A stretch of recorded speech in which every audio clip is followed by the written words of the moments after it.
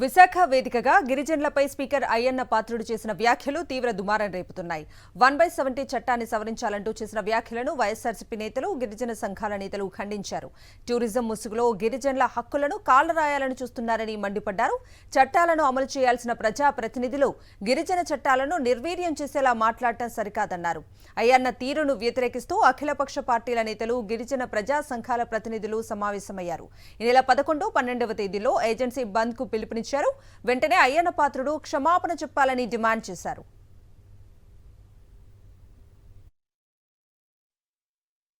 గిరిజన ప్రాంతంలో ప్రధానమైనటువంటి 1/70 చట్టాన్ని తూట్లు పొడవాలనే ఉద్దేశంతో అయ్యన్న పాత్రుడు చేసిన వ్యాఖ్యల్ని మేమంతా కూడా సీరియస్ గా తీసుకున్నాం. ఈ రోజు పాడేరు వేదికగా అఖిల పక్ష నాయకులు అలాగే ప్రజా సంఘాలతో కలిసి ఈ రోజు ఇక్కడ మేము ఒక రూపకల్పన చేయడం జరిగింది. ప్రధానంగా మేము అయ్యన్న పాత్రుడు చేసిన వ్యాఖ్యలకు